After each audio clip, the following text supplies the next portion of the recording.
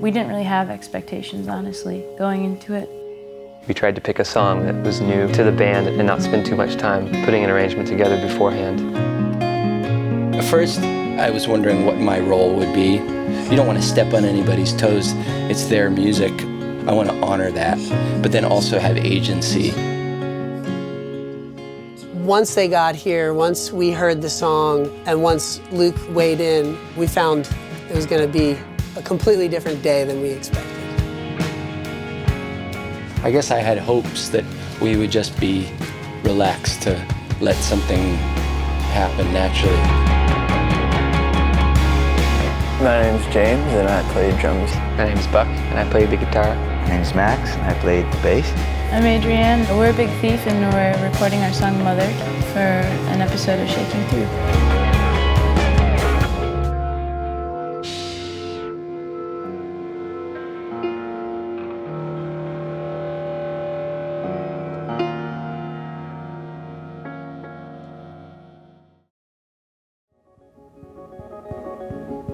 So coming into it, we did not know the song we were going to record. And we had planned for the day to be organized the way most Shaking Throughs are, but we found it wasn't going to work that way. We kind of had to throw the script away and approach the song pretty freeform.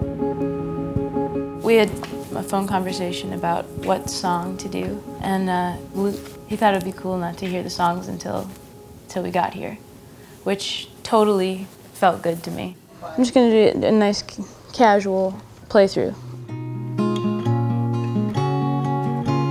Adrianne's solo performance was really captivating in and of itself. She wears flowers around her neck. She cooks that egg so perfect. To eat it warm, to eat it warm, warm. And you sleep under her arm where the sparrows flying to the high white noise of the highway dying. When someone hears Adrianne doing that, one wants to preserve that, you know? But then, like, I heard her play it with the band, and it was equally as compelling in a different way.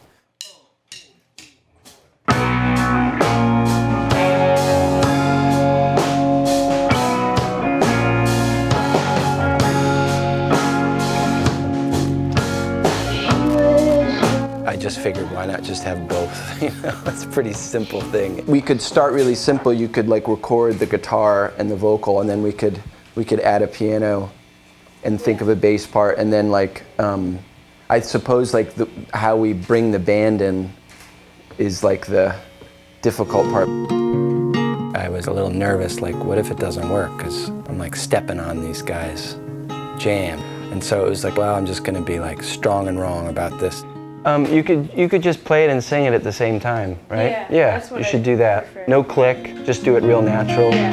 Get it really so for Adrianne's initial vocal and guitar take, we used 2 microphones in figure 8. We have this technique for when a person's going to sing and play acoustic guitar at the same time that actually manages to capture them both very well while maintaining a lot of isolation between the two and not having any of the problems of destructive phase cancellation. The vocal microphone is facing out the vocal, but the null of the microphone is aimed towards the guitar. So the vocal mic is canceling out as much of the guitar as possible. And then the same thing for the acoustic guitar, where you have the top of the microphone rejecting the vocal. So it ends up looking like kind of like a 90-degree angle type deal like that. If you position them correctly, you can really successfully eliminate almost all of the guitar in the vocal mic and all of the vocal in the guitar mic. Purely just by how it's canceling out and how you aim the microphone. That's kind of like yet another reason why we love mics with figure 8. You can use that null to your advantage. And we're kind of always thinking about that. What do we null with this? What do we reject with this? Do you think it's worth doing again, or should we? I think you got it. Okay. Yeah, I mean, you could have used any of them. Okay, I'll just listen to it maybe. Yeah. So she did the first half, and it sounded super beautiful with her just singing and playing. And then we started adding some more ethereal sounds. Oh, really? some organ and little sample keyboard. Right? Yeah, it's like... And at first it wasn't really happening, and I was like, oh,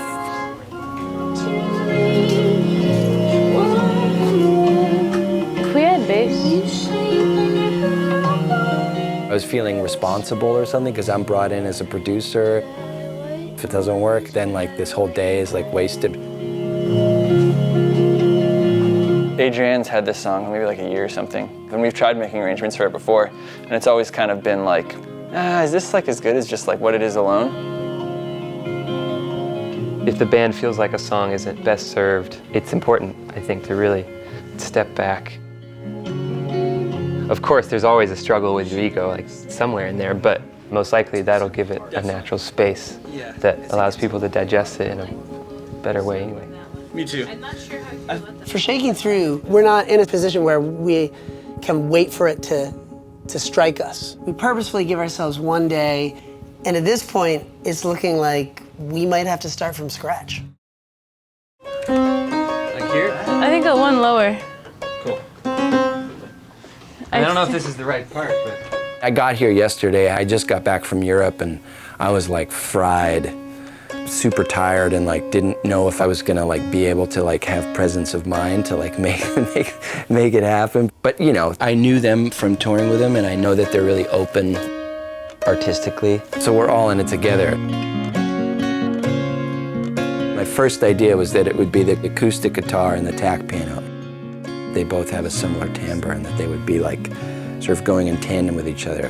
And when he put the Tack piano on, it worked. Hey James, sounds really good. The only place that you should hold out, I think, is right after she says warm, break. It did what I wanted it to do, and I was like, oh, phew. And then I feel like we like turned a corner. That's gonna sound good, that thing. It's Sounds a good texture with a guitar. Yeah. Luke was set up at the organ. So you hear the combination of James' Casio and Luke's organ part fluttering in and out the whole time Adrianne is singing and playing the guitar. Those textures fill up the ambient space a little bit and replace it with something that we still perceive as ambient. It's just very surreal in nature. Now you kind of can't picture where this happened, and yet it's still intimate. It's but the key got stuck. I think I'm learning that it's not always the most productive thing to over-prepare, at least from like the creative point of view. Obviously, the studio has to be prepared so the session can run smoothly, but from the creative side, I feel like it's much more important to put yourself in a situation where you're excited and like almost a little scared even. Probably like a simpler, more straight-ahead approach, and we wouldn't run the risk of like failing, right? But like then it's like, you know, nothing's worth anything if you don't take a risk, I guess. If you set up a situation and then you allow whatever is gonna happen to happen, you end up getting these patterns and shapes that you would never have thought of. In effect, you're sort of opening the window and letting the world in, and you really don't know what's gonna come through the window. But you are opening the window. You just kind of push yourself into a situation and the body's gonna do something in a way, you know? The part that you might want to prepare is your energy, and just like get in the headspace to create together. Then it's about finding a narrative. Throw as much shit at the wall as possible, and then sort of slowly like kind of weave something together. The plan was for the sort of raging, loud band to emerge out of the like small, intimate soloist. So we needed to reconfigure the room for now a whole band playing. Should we worry about trying to minimize the direct guitar amp signal into like these mics? Yeah, I guess minimize bleed, you mean? Yeah. Like, it's never going to be completely isolated. Of course not. Yeah, it would make mixing easier, I guess. But then again, if we just got a vibe live, then you just have to live with what it is, and that's a good thing. Okay. I think we always prioritize the attempt of tracking it live, at least as live as possible. You could say it is an ideal situation to track totally live, but it's kind of just one way to work. It's not a matter of like whether anybody is cool with bleed or not. It's that when bleed comes into the picture, you have to make it work for you. It doesn't always work out for whatever reason, but if we can, it always feels a little bit better. Maybe a little dirtier or like messier, but it has more vitality. That was kind of like a scary thought initially. We kind of tried to isolate the amps as much as we could, but like at that point you just kind of go for it. As I saw it, the only instrument that was in danger of working against us was the bass guitar. Bass is the least directional sound element in the whole music spectrum when it comes to a live band. So we positioned the bass where it would have the best chance of hitting the two stereo overhead mics and the center mic kind of equally. It's sort of like if it works, nobody's gonna notice it. If it doesn't work, we're gonna have a recording that we have to make more and more and more mono in order to have it not feel like it's lopsided.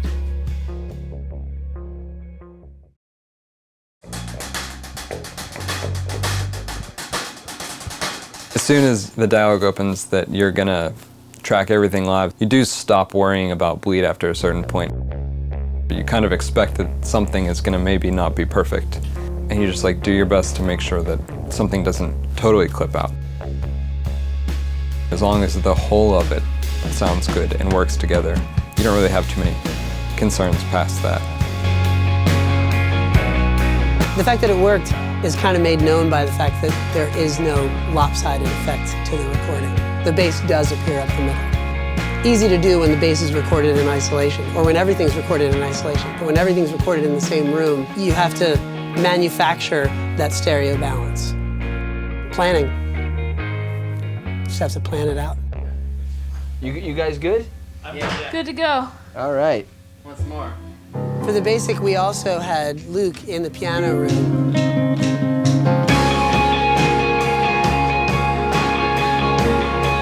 For Luke's piano, we used the Rode K2 tube large diaphragm condenser just on the back of the soundboard, and it gave a really balanced sound. It was kind of an easy choice to just throw a microphone back there that would, you know, capture all that detail. I think what he did in that basic track was emblematic of what he did for the song overall. I think it mirrored his personality. He's always searching, but there's a calmness there that's really confident. I think that was adding to the song in a really helpful way.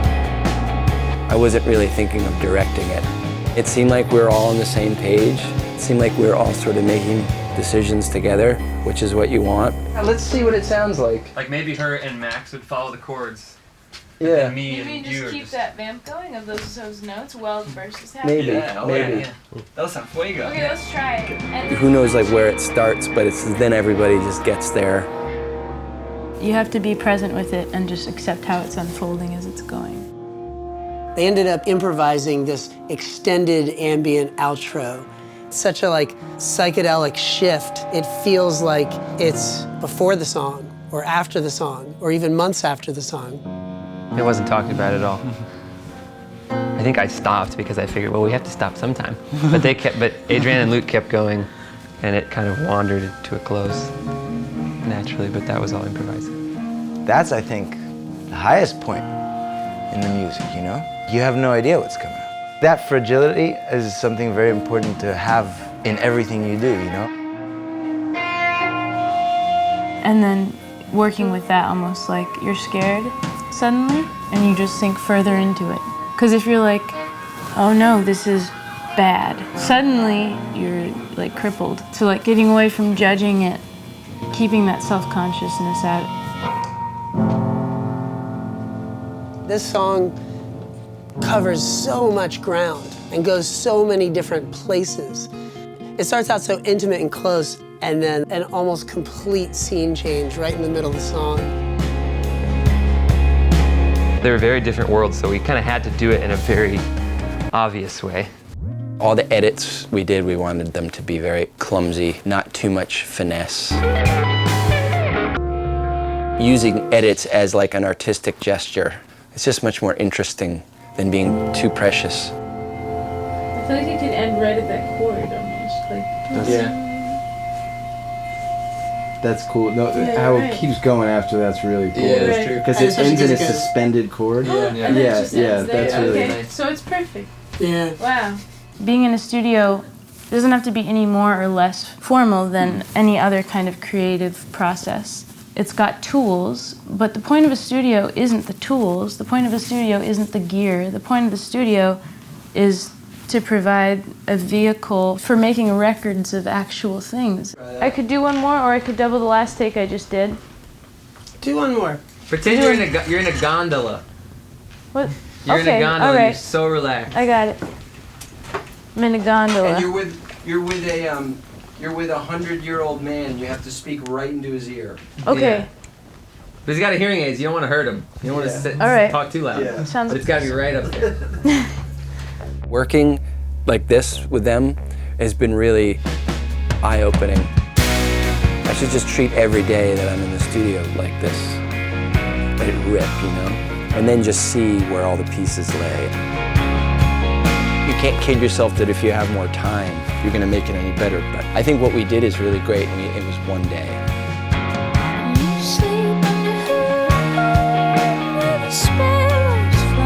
We always have this sort of optimistic attitude, I feel, that we've already succeeded and that we're playing music together and we're putting our whole hearts into it. Really, what I learned is that the freedom is the most important thing. Projecting out intention and love and honesty. And that's what's going to permeate the most hi-fi recording or the most lo-fi recording. In the song, it's this respectful experience, this process of carrying a space for the thing that you're nurturing and that you're putting out into the world. It doesn't Sound like an angel buck. It's so easy to mute something, isn't it? Angel buck. Angel buck.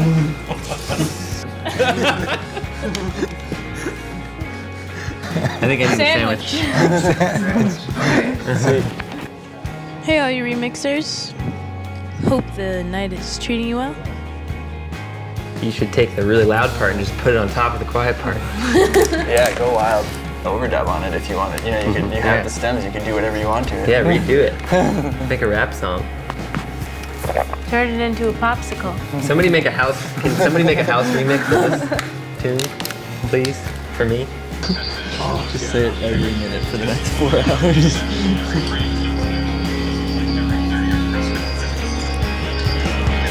Bok choy.